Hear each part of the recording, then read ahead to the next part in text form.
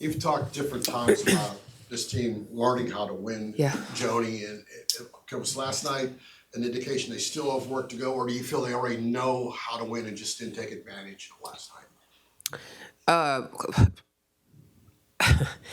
Both. I think that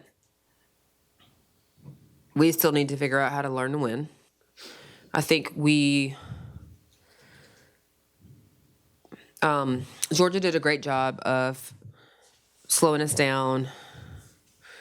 Their zone is really stingy. I'm not going to take anything away from them and what they did. They deserved to win. They came out and played really well. We had 22 turnovers and we gave up 26 points in the first quarter. That's the ball game. And we gave up over 20 points against Commerce when we played on the 31st. And I told our team after that game, I don't care what the score looks like. If you give up that many points in an SEC game, you will not recover from it. You won't. And we talk about things in terms of learning how to win.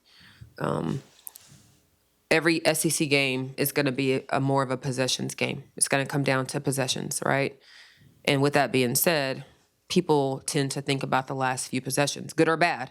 The shot that was made, the free throws that were made, the free throws that weren't made, the turnover, the shot that was missed. But it's not those last possessions. It's possession 1, it's possession 25, it's possession 40, it's possession 50.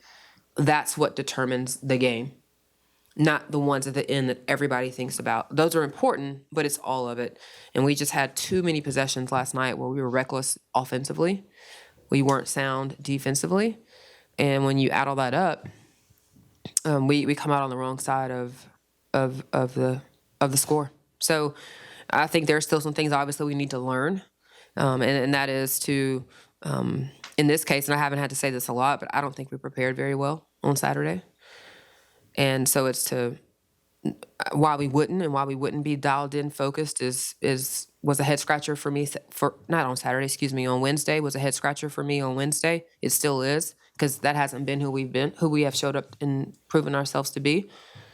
And it's unfortunate that we had to learn that lesson the way we did last night. I guess the flip side of it is it did really come down to one possession. You can say whether it was 100 possessions for the whole game, one possession changed any of those you're talking about, you probably win. Yes. Or one of those 22 turnovers if we had an attempt at the basket. Yeah. You said the team wasn't really prepared. Do you feel like the team is prepared enough for SEC play, given the kind of games that you guys played in before the conference? No, absolutely. I think they're prepared for SEC play. Practice prepares you for that. We know what the SEC is like. I don't think they had a level of focus that they should have had on Wednesday in practice. That was what I meant. Yeah. I know after the loss of Purdue, y'all had some games where not even just on the road, but y'all went on a little bit of run. Seemed like y'all got back on track a little bit, responded pretty well to that adversity. What do you feel like the team showed during that time that hopefully you can draw on that experience to right the ship quickly, especially being in this? Right. I mean, you have to right it quickly, right? You can't drop your head. You can't feel sorry for yourself. You got another team coming in here, or you go on the road, and it's another team who is really, really good. You've got to be dialed in for. I would fully expect them to, in the film room today, be shoulders back, head up, and they felt bad last night. You could tell, and I would expect them to respond the same way they did after Purdue. Yeah. How nice is it to be back at home for this upcoming game? It's great, and it's always good to be at home, to play in Reed Arena in front of our fans, and so we're looking forward to playing at home. And then India, about probably a month ago, after a big game, said she still didn't feel like she was where she feels her potential is. Now a month later, she has another big game. Do you think that she's playing her best basketball yet? No. I don't. Even last night, I looked at her and said, "You've got to be more aggressive. You're our scoring right now. You got to be more aggressive." And she's like, "Okay." And she goes off and she does what she does. No, I think she's not even close to still maxing out what she's capable of. And then, obviously you don't come away with a win last night, but defensively it felt like you bounced back nicely in those final 3 quarters. Mm-hmm. So, I mean, what can you build off of, headed into Sunday? I think, number one, anytime you hold a team to 54 points in this league, you think you should be able to win. So we didn't score enough points.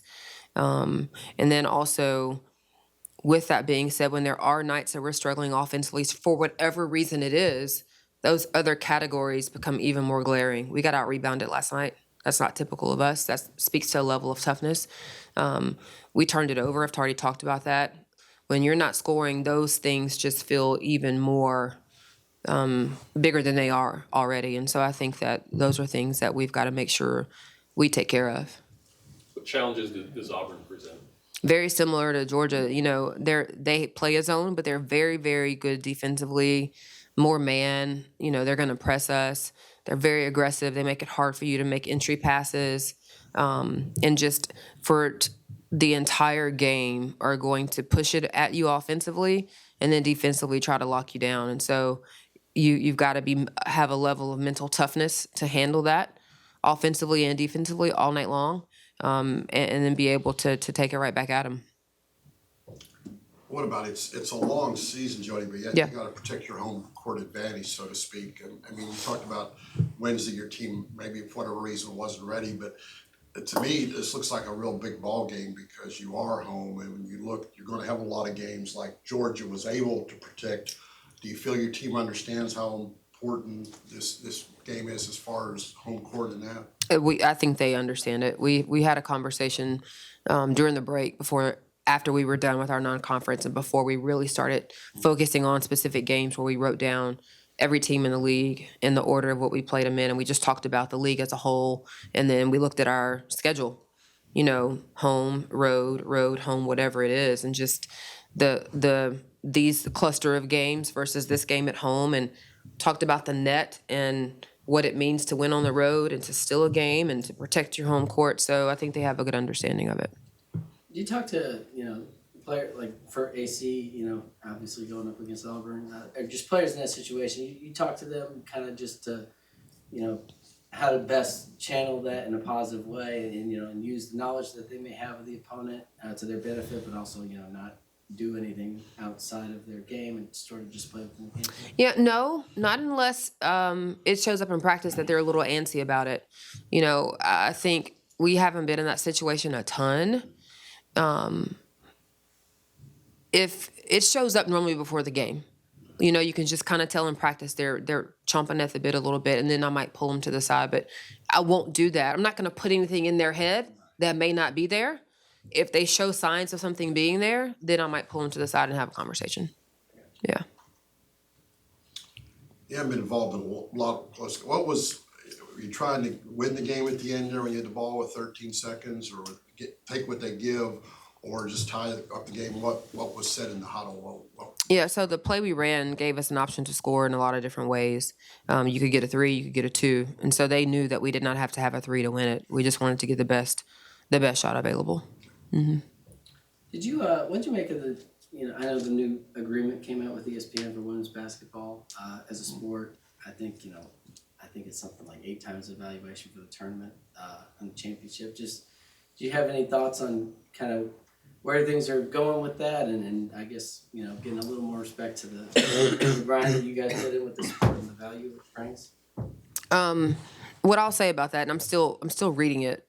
We have, as a Women's Basketball Coaches Association, have worked since the Final Four in San Antonio in the bubble really hard with the NCAA and just with ESPN, our peers, and other people to really show and demonstrate the value of our sport.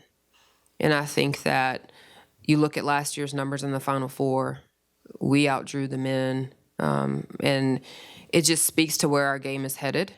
We knew that we were going to be in an agreement with ESPN this year, and I think what the outcome shows is that we are moving the needle, in the right direction. So, are y'all hopeful that the unit distribution? Unit distribution is going to be something to be implemented? I hope so. I think it should be. I mean, the men have it.